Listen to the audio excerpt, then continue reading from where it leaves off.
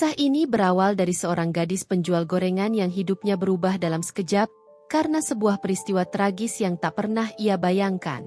Dari perjuangan hidup yang berat, hingga bertemu dengan seseorang yang kemudian membawanya ke dalam gelapnya penderitaan.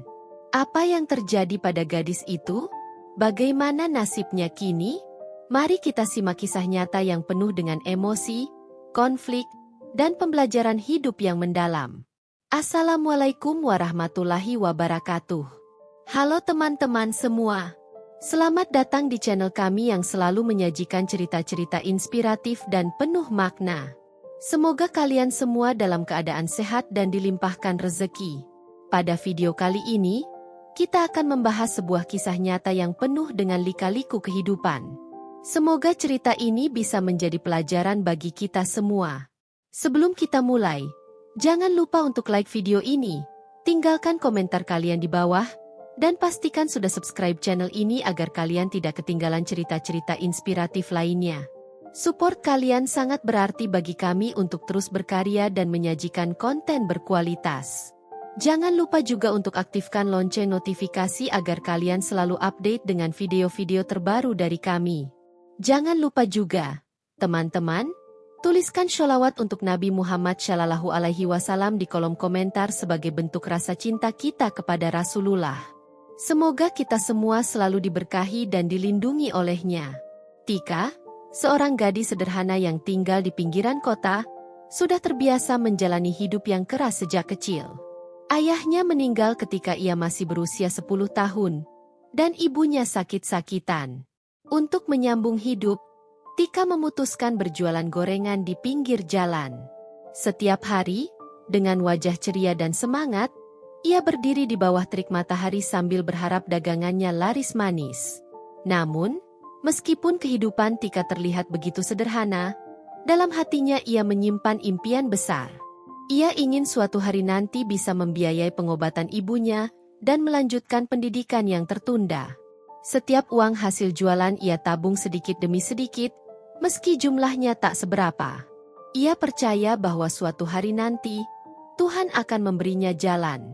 Suatu sore, saat Tika sedang menunggu pembeli, seorang pemuda datang menghampirinya. Pemuda itu bernama Bima. Wajahnya tampan dan gayanya meyakinkan. Awalnya, Bima sering membeli gorengan dari Tika, namun lama-kelamaan ia mulai sering mengobrol. Dengan perhatian yang ditunjukkan Bima, Tika merasa ada seseorang yang peduli padanya, yang tidak hanya melihat dirinya sebagai gadis miskin penjual gorengan.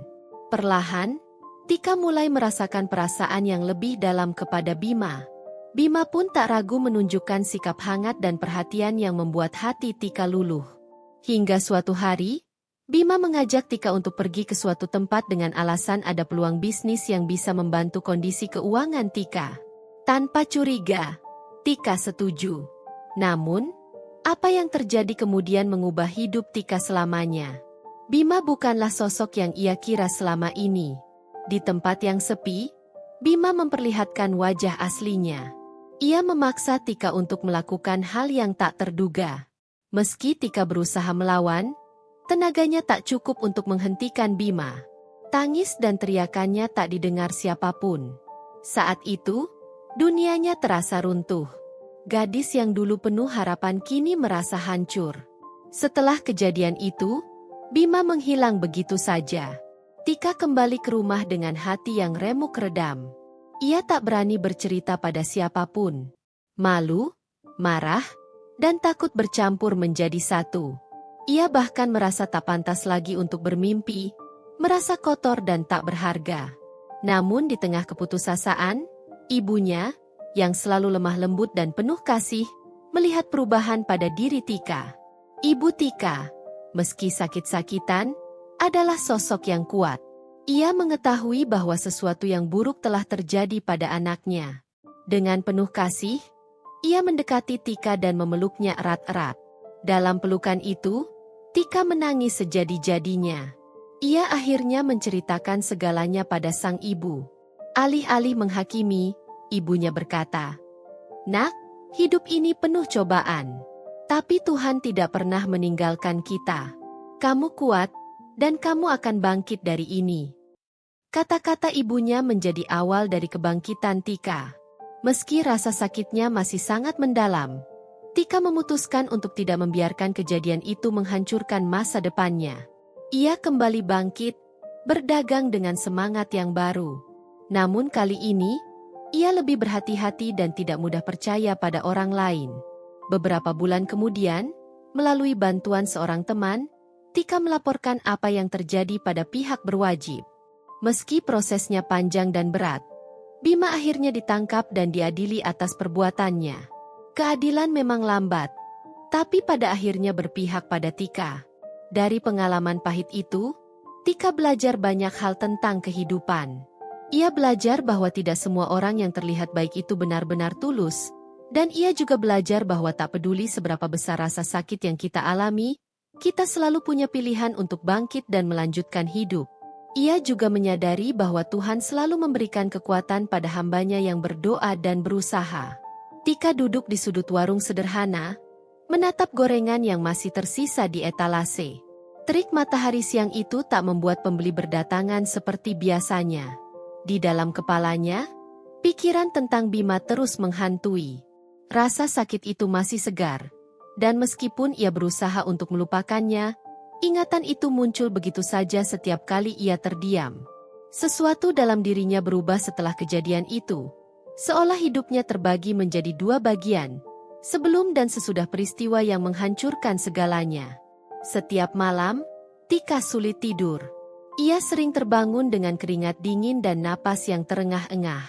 Dalam mimpinya, ia terus-menerus melihat wajah Bima yang mendekat, senyum manisnya yang kini terasa seperti racun. Ia merasa dirinya terjebak dalam mimpi buruk yang tak berujung. Ibunya yang selalu tidur di ranjang sebelah hanya bisa menyaksikan keputusasaan Tika. Namun ia sendiri tak tahu bagaimana bisa membantu anak semata wayangnya keluar dari kegelapan itu. Suatu hari, Tika menerima telepon dari seorang teman lama, Rina. Rina dulunya sering berjualan di samping Tika. Namun beberapa bulan terakhir ia pindah ke daerah lain. Rina tak tahu apa yang terjadi pada Tika, dan ketika mereka berbicara, Tika mencoba sebisa mungkin untuk menyembunyikan perasaannya. Tapi Rina merasakan sesuatu yang tak biasa. Suara Tika terdengar hampa dan lemah. "Tik, kamu baik-baik saja, kan?" tanya Rina dengan nada khawatir. Tika terdiam sejenak sebelum akhirnya ia tak bisa menahan tangisnya lagi. Air mata yang selama ini ia tahan, pecah begitu saja di ujung telepon. Rina pun terkejut mendengar tangisan sahabatnya yang tak pernah ia lihat selemah ini. Selama ini, Tika dikenal sebagai gadis yang kuat, yang tak mudah menyerah meski hidup begitu keras. "Tik, apa yang terjadi? Ceritakan ke aku, tolong," desak Rina dengan lembut. Dengan suara gemetar, Tika akhirnya membuka semua luka yang selama ini ia simpan. Ia menceritakan pertemuannya dengan Bima, bagaimana pemuda itu masuk dalam hidupnya dengan penuh harapan, hanya untuk menghancurkannya dengan cara yang paling kejam. Rina mendengarkan dengan penuh perhatian, tanpa menyela sepatah kata pun. Di ujung cerita, Tika merasa sedikit lega telah menceritakan hal ini kepada seseorang, namun rasa sakitnya tak lantas hilang. Rina menyarankan agar Tika tidak menyimpan semua kesedihan itu sendirian. "Kamu harus bicara dengan orang lain, Tik. Ini terlalu berat kalau kamu tanggung sendiri," ujarnya. Namun, Tika hanya menggeleng. Ia tak tahu harus berbicara dengan siapa. Dunia yang ia kenal seolah berubah setelah kejadian itu. Ia merasa malu, tak berdaya, dan kehilangan harga diri. Setiap kali melihat wajah ibunya, ia merasakan kegagalan yang begitu mendalam. Bagaimana bisa ia membiarkan dirinya jatuh dalam perangkap itu? Di sisi lain, Tika mulai melihat dampak emosional yang lebih besar. Ia tak lagi semangat berjualan. Dulu, setiap pagi, ia bangun dengan penuh harapan bahwa hari itu akan lebih baik, bahwa ia akan bisa menabung lebih banyak untuk kesembuhan ibunya. Tapi kini, setiap langkahnya terasa berat. Bahkan, tangan-tangannya gemetar saat harus menjajakan dagangan. Pandangannya terhadap orang-orang pun berubah. Ia tak lagi bisa melihat pembeli tanpa merasa takut. Ia takut pada semua pria yang datang menghampirinya. seolah mereka semua adalah ancaman. Waktu terus berlalu. Namun Tika masih terperangkap dalam bayang-bayang trauma. Ia mulai menjauh dari teman-temannya. Ia bahkan berhenti menghadiri pengajian di masjid terdekat, tempat di mana ia dulu sering berbagi tawa dan cerita dengan teman-temannya. Semua yang dulu memberi warna dalam hidupnya kini terlihat kelabu. Dunia terasa sempit, dan Tika merasa sendirian. Suatu malam, ketika Tika sedang termenung di dalam kamarnya, ibunya mendekati dengan langkah perlahan. "Nak, ibu tahu sesuatu terjadi padamu. Tapi ibu tidak tahu apa. Ibu cuma ingin kamu tahu bahwa apapun yang terjadi, ibu selalu ada di sini. Jangan biarkan hal buruk itu merusak hidupmu. Nak, Tuhan tidak akan memberi cobaan yang kita tidak bisa tanggung." Kalimat itu menghantam hati Tika. Ia tahu ibunya benar. Tapi bagaimana caranya bangkit dari rasa sakit yang begitu dalam? Bagaimana caranya memaafkan dirinya sendiri atas apa yang terjadi? Keesokan harinya, Tika memutuskan untuk berbicara dengan seorang ustadz yang sering ia lihat di masjid. Dengan langkah gontai dan hati yang penuh kegelisahan, Tika mendatangi ustadz tersebut dan menceritakan apa yang menimpanya. Ustadz itu mendengarkan dengan sabar, memberikan nasihat yang menyejukkan hati. "Setiap manusia punya cobaan masing-masing, Nak," kata sang ustadz. "Namun, ingatlah bahwa Allah tidak pernah meninggalkan hambanya. Rasa sakit yang kamu alami sekarang bisa menjadi pintu menuju kedewasaan yang lebih besar. Jangan menyerah. Hadapilah rasa sakit ini dengan keberanian, dan percayalah, waktu akan menyembuhkan." Malam itu, untuk pertama kalinya dalam beberapa bulan, Tika bisa tidur dengan sedikit lebih tenang. Meski luka di hatinya belum sepenuhnya sembuh, ia merasa ada harapan. Ia tahu jalan di depannya masih panjang dan penuh tantangan, tapi ia juga tahu bahwa ia tidak sendirian. Namun, kehidupan memang tak pernah berjalan mudah. Beberapa hari kemudian, ibunya jatuh sakit parah dan harus dirawat di rumah sakit. Tika yang sudah mulai bangkit dari keterpurukannya, kembali terlempar ke dalam kecemasan. Ia tak punya cukup uang untuk biaya pengobatan ibunya. Setiap hari ia berjuang di antara rasa sakit batin dan tanggung jawabnya sebagai anak. Di rumah sakit, Tika duduk di samping ranjang ibunya yang terbaring lemah. Ia menggenggam tangan sang ibu dengan erat, berdoa agar Tuhan memberinya kekuatan untuk menghadapi semua ini. "Bu, maafkan aku. Aku belum bisa memberikan yang terbaik buat ibu," ucapnya dengan suara bergetar. Ibunya tersenyum lemah dan berkata, "Kamu adalah anak yang luar biasa, Nak. Ibu bangga padamu. Jangan pernah berpikir bahwa kamu kurang. Apa yang kamu lakukan selama ini sudah lebih dari cukup. Ibu hanya ingin kamu bahagia." Kata-kata itu terus terngiang di kepala Tika. Semangat ibunya menjadi sumber kekuatan baginya untuk kembali bangkit. Di tengah krisis ini, Tika mulai mencari cara untuk mendapatkan bantuan. Ia mulai menghubungi teman-temannya dan meminta dukungan. Perlahan, ia menyadari bahwa ada banyak orang yang peduli padanya dan bersedia membantu. Suatu hari, sebuah lembaga sosial datang memberikan bantuan kepada Tika dan ibunya. Meski jumlahnya tidak banyak, bantuan itu cukup untuk meringankan beban mereka. Ini adalah kali pertama dalam waktu yang lama Tika merasakan harapan. Kejadian ini mengajarkan Tika bahwa bantuan bisa datang dari mana saja, selama kita tidak menyerah dan tetap berusaha. Tika juga memutuskan untuk melanjutkan laporannya tentang Bima. Meski awalnya ia ragu, dorongan dari teman-teman dan dukungan dari ustadz membuatnya berani mengambil langkah hukum. Proses hukum itu panjang dan melelahkan, tapi Tika tak lagi mundur. Ia tahu bahwa ini adalah bagian dari proses penyembuhannya. Saat akhirnya Bima ditangkap dan diadili, Tika merasakan campuran emosi yang kompleks, antara lega dan masih ada rasa sakit.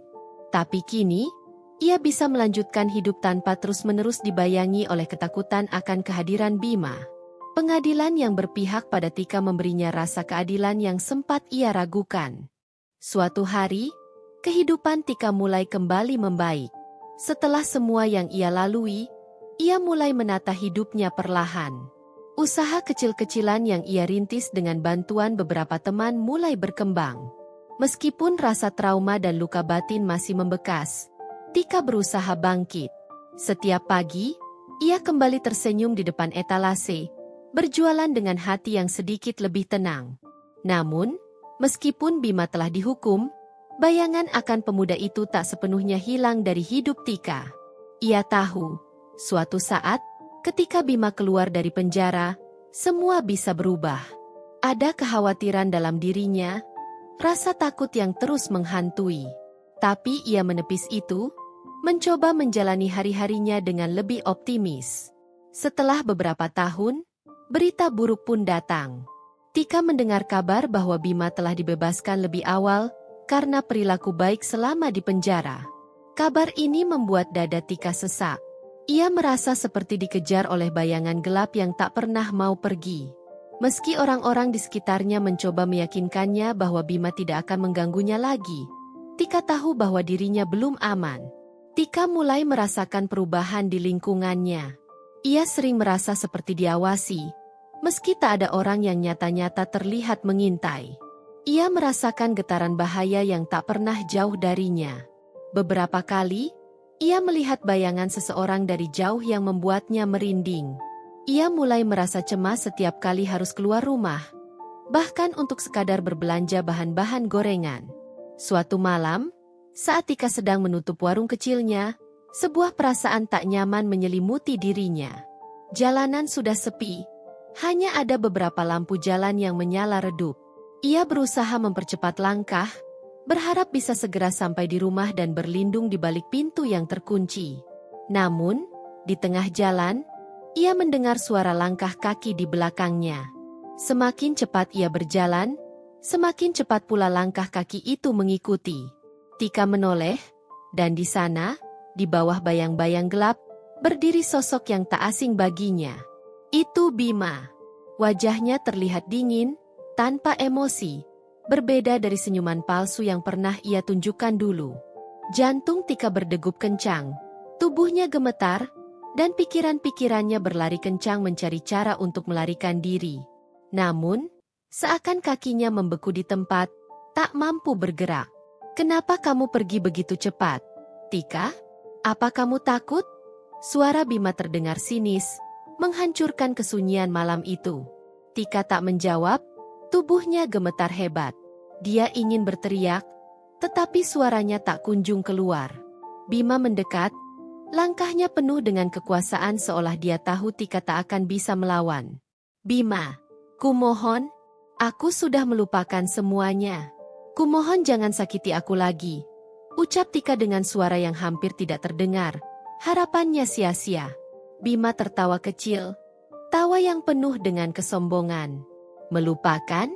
Kamu pikir setelah semua yang terjadi, aku akan membiarkanmu melupakanku begitu saja? Setelah kamu menyeretku ke pengadilan dan membuat hidupku hancur?" Tanpa peringatan, Bima menarik Tika ke dalam gang sempit yang gelap. Tika mencoba melawan, tapi Bima jauh lebih kuat. Dalam ketakutan dan kegelapan itu, Tika bisa merasakan bayangan kematian mendekat. Tangisannya tak mampu menghentikan kekejaman yang terjadi. Dengan brutal, Bima memukulinya tanpa ampun. Setiap pukulan terasa seperti menghancurkan tulang-tulang Tika, hingga akhirnya ia jatuh tergeletak di tanah.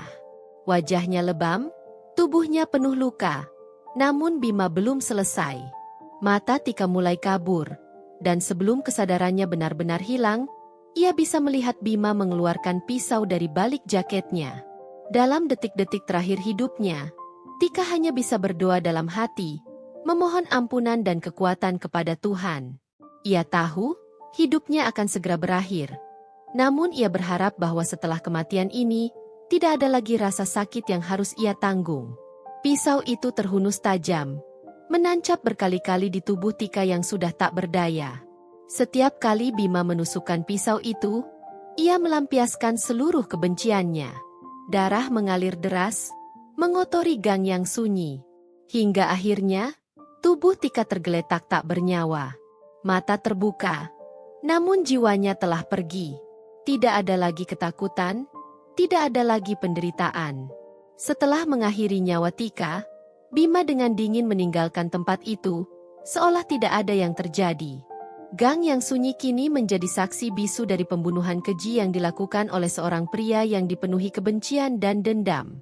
Mayat Tika ditemukan keesokan harinya oleh seorang pejalan kaki. Kejadian ini mengejutkan warga sekitar. Mereka tak menyangka bahwa gadis penjual gorengan yang selama ini dikenal ramah dan baik hati harus berakhir dengan cara yang begitu tragis. Berita tentang kematian Tika segera menyebar, menggemparkan seluruh kota. Orang-orang yang mengenalnya tak percaya bahwa seseorang sebaik Tika bisa mengalami nasib sekejam itu. Teman-temannya berduka, dan ibunya yang kini kehilangan anak satu-satunya jatuh dalam kesedihan yang mendalam. Wanita tua itu tak sanggup berkata apa-apa. Hanya tangis dan doa yang ia panjatkan untuk anaknya yang kini sudah pergi. Kematian Tika menjadi simbol dari betapa kejamnya dunia, namun juga menjadi pengingat akan pentingnya keadilan yang harus ditegakkan. Banyak yang menuntut agar pelaku dihukum seberat-beratnya. Namun sayangnya, Bima kembali melarikan diri setelah pembunuhan itu, meninggalkan ketakutan dan kesedihan di belakangnya. Pihak berwajib kembali mencari Bima, namun jejaknya hilang entah kemana. Keadilan bagi Tika seakan tertunda, dan luka di hati orang-orang yang menyayanginya belum sembuh. Namun, meski fisiknya telah tiada, semangat Tika tetap hidup di hati mereka yang mengenalnya. Sebagai seorang pejuang yang pernah berusaha bertahan di tengah kerasnya kehidupan. Kisah tragis Tika mengajarkan banyak hal. Bahwa dunia ini penuh dengan orang-orang yang tampak baik namun menyimpan kejahatan di dalamnya. Bahwa trauma dan penderitaan bisa begitu membekas. Dan bahwa dalam hidup, kita harus selalu waspada serta menjaga diri dari orang-orang yang berniat buruk. Semoga kisah tragis ini menjadi pelajaran bagi kita semua untuk selalu waspada dan tak mudah percaya pada siapapun. Terutama mereka yang baru kita kenal. Hidup memang penuh cobaan. Namun dengan doa dan kewaspadaan, kita bisa menjaga diri dan orang-orang yang kita sayangi dari bahaya yang mengintai. Jangan lupa untuk like, komen, dan subscribe channel ini. Serta tuliskan sholawat untuk Tika dan semua orang yang telah pergi mendahului kita. Sampai jumpa di cerita-cerita berikutnya. Semoga kita selalu dilindungi olehnya. Wassalamualaikum warahmatullahi wabarakatuh.